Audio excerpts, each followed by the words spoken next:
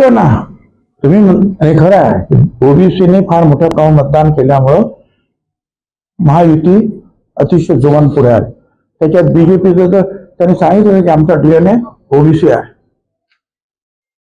आता मला तुम्ही सांगा तुम्ही अशा रीतीनं ज्या पद्धतीनं हे जे आर काढले गेले आणि आम्ही शांतपणे कोर्टात लढतो आहोत अशा वेळेला परत परत विखे पाटलाने तिथे जाऊन ओबीसीना नाराज करणं म्हणजे ओबीसी काय मनात म्हणतील आणि उद्या त्याचा परिणाम या येणाऱ्या निवडणुकांवर झाल्या तर काय होईल. देवेंद्रजी तुम्ही आपलं मताधिक्य राखण्यामध्ये कमी पडला त्यांच्या खुर्चीला लोक होणार. काय चुकलं माझं कारण हे जे पूर्वीची ताकद जर कायम ठेवायची असेल बीजेपीला काम माहितीला तर पुन्हा सगळ्यांनाच बरोबर घेऊन वाट काढावी लागेल ना. अशी जखमेवर मीठ चोळण्याचं काम कोणी करता कामा नये हे मला म्हणायचं. आता जर कोर्टाने जर निर्णय दिलेला आहे आणि उर्वरित हा शब्द तुम्ही वापरावा म्हणजे काही उरलेले आहेत त्याच्यातले असं नाही का दिला नाही त्यांनी दिला पण काही उरलेले असतील त्यांना द्या तर तो देण्यात येईल. हैदराबाद गॅजेट आल्यानंतर काही ओबीसी अस्वस्थ अजिबात नाही. असं आहे की मागच्या वेळेला बीड जाळलं गेलं त्या दरिंदेच्या लोकांनी त्यावेळी मी सांगितलं की मी आता आवाज उठवणार. त्या मिटिंगला हे आले पॉझिटिव्ह आणि त्यांनी अतिशय जोशपूर्ण चांगलं भाषण केलं की भुजबळ साहेब पक्ष वगैरे बाजूला समोर दिसताय ना हा झेंडा पिवळा झेंडा हा झेंडा आपण हातात घेऊया काय आणि ओबीसीचं रक्षण करूया. आपण सगळे एक आहोत दाखवून देऊ. मला आनंद वाटला. साहेब चक्र फिरली. त्याच्यानंतर हिंगोलीला आम्ही सांगितलं येतो म्हणाले गेले तेलंगणाला परत सांगितलं पंढरपूरला या आलेच नाही. इंदापूरला या अरे या रे नाही चाले. नगरला झाले नाही चाले. का कुणाचा दबाव होता तुमच्यावर. एखाद्या मिटिंगला तुम्ही नसता आला पण बाकीच्या मिटिंगला आणखी कुठेतरी यायला पाहिजे नाही आला तुमच्यावर दबाव होता तुमच्यावर. आणि माझं म्हणणं एवढंच आहे की कालचा जो काही तो आपण तो व्हिडिओ सगळीकडे सर्क्युलेट होतोय तो त्याच्यामध्ये त्या जरांगीच्या शेजारी बसून तुम्ही सांगता मराठा समाजाला ओबीसी मध्ये आरक्षण मिळालं पाहिजे. अरे तिकडे ते मिळाले परत अंबडच्या ओबीसी समाजा मीटिंग मध्ये म्हणाला की नाही ओबीसीचं संरक्षण करायचं. परत तुम्ही बॅकफुटवर गेला. परत आता मोर्चा काढता. अरे म्हणजे राजकीय दबावपोटी सगळं चाललंय का तुमचं. इथे हे बोला तिथे ते बोला आता तिथे मोर्चा काढा. मग मी म्हणालो की आम्ही राजकारण करत नाही.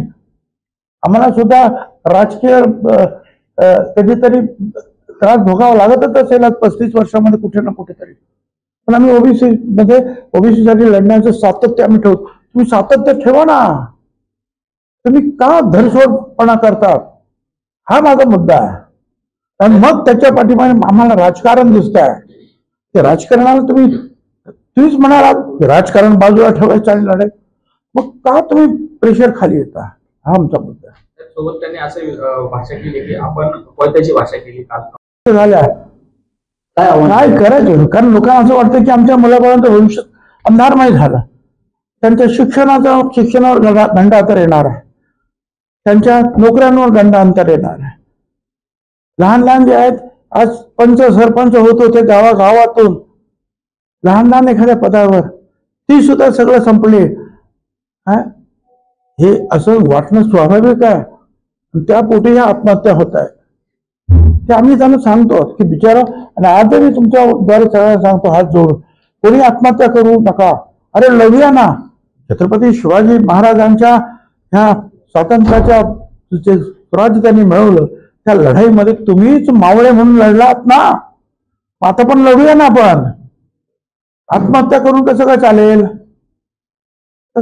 पण ते दुःख जे आहे त्यांना सहन होत नाही, एवढंच विषय आहे. साहेब ओबीसीच्या एक तर आहे जी परिस्थिती दरिंदेच्या तिथे बसल्यामुळे झाली होती, 4 दिवस सगळं तिकडचं दक्षिण मुंबई बंद केली होती.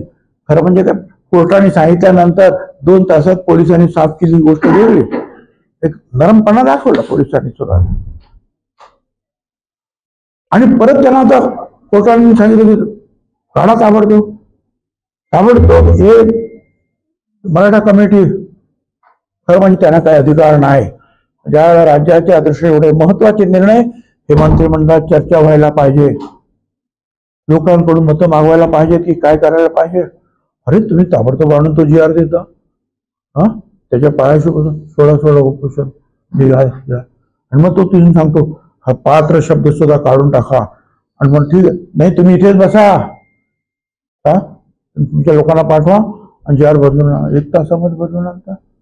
मुख्यमंत्री त्यावेळेला नागपूरला, काय विचारलं त्यांना, काय तुम्ही अभ्यास केला त्याचा, काय विधी न्याय खात्याचे तुम्ही मंत्री होता ते विखे पाटील साहेब. त्यांना कल्पना आहे की आपण प्रत्येक वेळेला पोलिसाची पात्र असेल तर भरती करा. तुम्हाला सुद्धा काय कॅमेरामन तुम्ही पात्र असेल तर नोकरी. पात्र हा शब्द प्रत्येक ठिकाणी, आपण डॉक्टर व्हायचं आहे पात्र आहे तर त्यांना परमिशन. पात्र हा शब्द काढून टाकला 1 तासात. तरी आम्ही म्हटलं जाऊ द्या, हे कदाचित हे त्याला बाहेर काढण्यासाठी दबावापोटी झालं असेल. तेही फार चुकीचं झालं. आम्ही तेही केलं आणि मग कोर्टात गेलो. ठीक आहे, आम्हाला खात्री आहे, कारण तुम्ही 2 हायकोर्टाचे निर्णय डावलले, 4 आयोगाचे निर्णय तुम्ही डावलले आणि सुप्रीम कोर्टाचा ज्या निकाल येतो लॉ ऑफ द लँड आणि तो सुद्धा तुम्ही डावलला. आमची खात्री आहे आम्ही कोर्टात जिंकू. पण हे सगळं करत असताना पुन्हा एकदा विखे साहेब तिकडे गेले त्या ओबीसीच्या जखमीवर मीठ चोळायला. अरे गेला ना तो, दिला ना तुम्ही त्याला जॉब, ठीक आहे ना. मग आता आम्ही तुमच्याशी नाही लढत, आम्ही कोर्टात मागतो ना हिशोब. काय कारण होतं? आणि मग इतर अनेक मोठे नेते विरोधी पक्षातले असं कदाचित त्यांच्या मनात येतं की आम्ही गेलो तर तुम्ही ताबडतोब आमच्यावर बोट दाखवता. आणि मग तुमचे जे मराठा कमिटीचे जे कोण अध्यक्ष आहेत ते का वारंवार तिथे जातात? काय उत्तर त्यांना देणार? त्यांना जायचं कारणच नाही ना राव. आणि हे झाल्यामुळं अख्ख्या ओबीसी जो भाजपचा DNA आहे त्याच्यावर परिणाम नाही होत. एकदा झालं, 2दा झालं, सातत्यानं काय समजायचं ओबीसी घटकांनी. आणि मग तुम्ही भाजपमध्ये आहात तर भाजपची शक्ती वाढवणार सगळ्यांना बरोबर घेऊन की ओबीसीना दूर करून तुमची शक्ती वाढेल. मला बोलावं लागलं मग हे सगळं.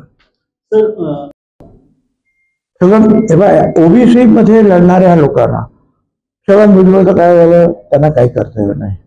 हक्के काय बाकी काही कर्तव्य. धनंजय मुंडेचं काय झालं, काही आम्हाला कर्तव्य नाही.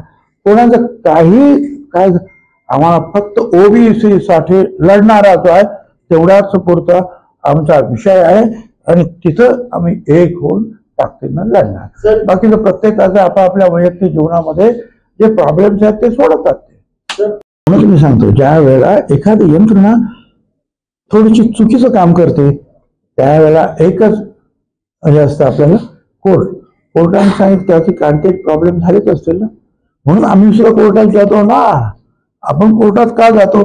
जे संविधानामध्ये निर्माण झालं, कायदा बनवून आले जे आहे पार्लमेंट, त्याच्यावर निर्णय जे कारवाई करणार प्रशासन, दुसरा काम, आणि तिकडे काही चुकीचं काही झालं तर न्यायालय. ही अपेक्षा आहे. सुप्रीम कोर्टाच्या निर्णयावरून आयोग नेमण्यात आलेले आहेत. त्या आयोगाच्या माध्यमातून तुम्हाला जायला पाहिजे. आयोगाचं काही चुकलं तर सुप्रीम कोर्ट, हायकोर्ट, सुप्रीम कोर्टामध्ये केस जाते. त्या कोर्टाच्या न्यायाच्या त्याच्या जजमेंटच्या अधीन राहून तुम्हाला निर्णय घ्यावे लागतात.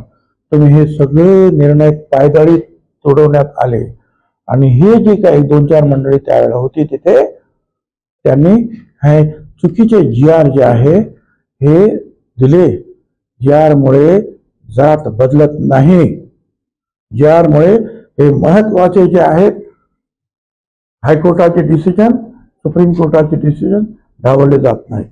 साहेब तुम्हाला सुद्धा संघर्ष करायला होतं तुमच्या धंद्यामध्ये, काही ना काहीतरी निर्माण होतंच.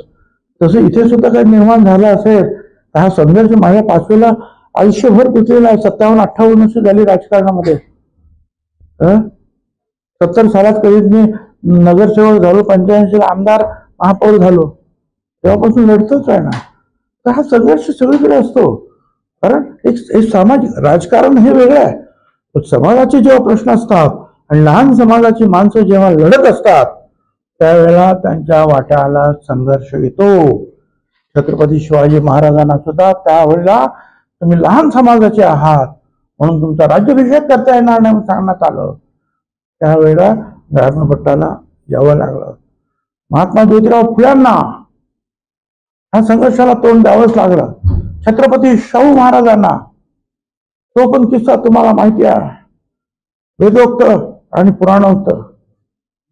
त्यांना सुद्धा संघर्ष करावा. आणि बाबासाहेब आंबेडकरांना त्यांना तर वर्गाच्या बाहेर बसलं. आणि एवढं करून सयाजीराव गायकवाडांनी त्यांना पाठवलं फॉरेनला. तिथून ते आले बॅरिस्टर होऊन, तरी सुद्धा त्यांच्या कचेरीत कामाला लागल्यानंतर तो तिथला एखादा जो शिपाई असायचा तो ती फाईल अशी फेकायचं त्यांच्या अंगावर. शेवटी बाबासाहेबांनी सोडलं, ती नोकरी सोडली. आणि जेव्हा संधी मिळाली त्यावेळेला त्या संविधानामध्ये त्या सगळ्यांना न्याय देण्याचा प्रयत्न त्यांनी केला. सरकारकडून तुम्हाला काय अपेक्षा आहे, म्हणजे काय सरकार 32,000 कोटी रुपये दिवाळी पूर्वी वाटण्यात येणार आहे. ह्याच शेतकऱ्यांचे उद्ध्वस्त झालेले आहेत. तरी त्याचबरोबर लाडकी बहीण योजनेतून 45,000 कोटी, आता तो सुद्धा हप्ता प्रत्येक गरीब त्या गरीब भगिनींच्या घरात 3-3 हजार रुपये कमीत कमी गेलेले आहेत. आता आनंदाचं शिरासो हीच मंडळी घेतात, बरोबर ना. त्यांना 3-3 हजार रुपये आता दिले आहेत. तर शेतकऱ्यांच्या माध्यमातून सुद्धा दिले. आता थोडीशी परिस्थिती सुधारली की पुढच्या वर्षी बघू ना पुढच्या वर्षी. साहेब कालच्या मुळे मिळतात ना काय, एकदा म्हणा उद्धव ठाकरेमुळे मिळेल बस. आता आणखी काय तुमच्यामुळे नाही मिळाले एवढं मात्र नक्की. साहेब आणि जात गणनेची मागणी मी आज करीत नाही. गेली 35 वर्ष मी जात गणनेची मागणी संपूर्ण देशामध्ये करतोय. ती रामलीला मैदानावर दिल्लीमध्ये केली, ती पटनाच्या बिहारच्या पटनाच्या गांधी मैदानावर केली, सगळीकडे करत आलो की जात गणना करा. आणि शेवटी 2011ला जी दशवार्षिक जनगणना होणार होती त्यावेळेला आम्ही समता परिषद सुप्रीम कोर्टात गेलो आणि सांगितलं की पुढे होणाऱ्या जनगणनेमध्ये जात गणना करा असं केंद्र सरकारला सांगा. सुप्रीम कोर्टाने त्यांना नोटीस दिली भारत सरकारला. मग समीर भुजबळ जे खासदार होते त्यांना सांगितलं तू आता लोकसभेमध्ये उभा राहा. लोकसभेत ते उभे राहिल्याबरोबर गोपीनाथराव मुंडे जे आहेत ताबडतोब तिथे आले त्यांना आणि त्यांना घेऊन ते सगळ्या नेत्यांकडे गेले. आणि सगळे मग तिथले जे लालू प्रसाद यादव, शरद यादव असेल, मायावती असेल, काँग्रेसचे काही ओबीसीचे लीडर सगळे 100 लोक उभे राहिले, मागणी केली. काँग्रेसचे प्रणब मुखर्जी आले, त्यांनी सांगितलं आम्ही जात गणना करू. ती जात गणना जे सेन्सस कमिशनर जे आहेत जे 10 वार्षिक जनगणना करतात त्यांच्याकडून त्यांनी नाही केली. ती केली प्रत्येक राज्याला सांगितलं तुम्ही वेगवेगळी करा. गावातली ज्या ग्रामविकास खात्याने करा, शहरातली ज्या नगर विकास खात्याने करा. आणि त्याच्यामध्ये आम्ही सगळे फसलो. आणि मग प्रत्येक वेळा आम्ही गेलो काही मागितलं की कोर्ट म्हणतं की तुमची लोकसंख्या किती, तुमचा एम्पिरिकल डाटा काय आहे. सुमित्राताई महाजन ज्या लोकसभेच्या सदस्य होत्या, अध्यक्ष व्हायच्या अगोदर बीजेपीच्या 16 खासदारांच्या कमिटी त्यांच्या अंडर होते. त्यांनी अभ्यास केला आणि सांगितलं की यांना या ओबीसीला आपण जसं दलितांना आदिवासींना भारत सरकारकडून मदत देतो तशी दिली पाहिजे, पण डाटा नाही. तो डाटा द्या. त्यांनी सेन्सस कमिशनरला सांगितलं, काही झालं नाही. मनमोहन सिंग कमिटी आले, पवार साहेब चिदंबरम त्या कमिटीमध्ये होते. तसंच झालं नेमकं परत की आम्हाला सुद्धा वाटतं की त्यांना द्यायला पाहिजे, परंतु डाटा नाही. सेन्सस कमिशनरने तो डाटा गोळा करावा आणि ते करतच नव्हते. आणि झालं तर झालं आम्हाला फस.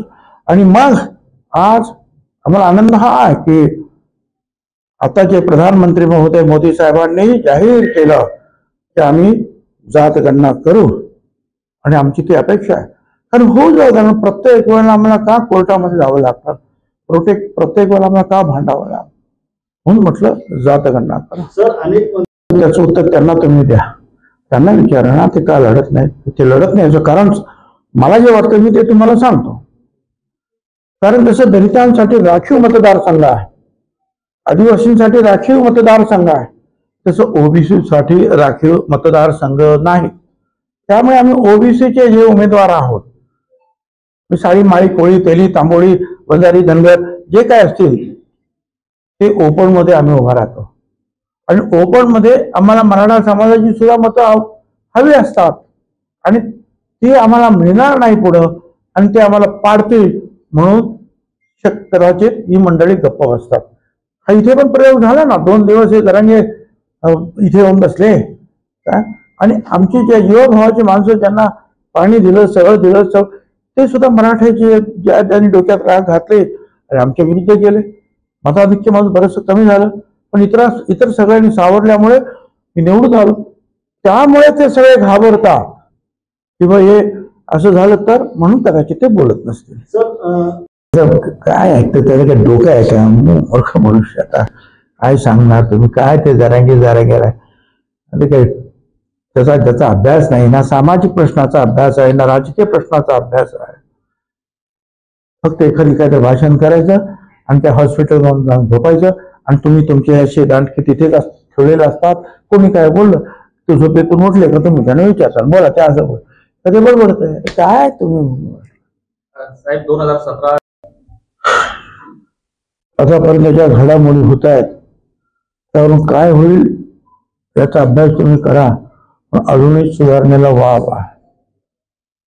एखादी माणसं जखमी झालेली आहेत, त्यांच्या जखमीवर फुंकर घालायला पाहिजे. थोडंच मला सर हिंदी में 2 सवाल है.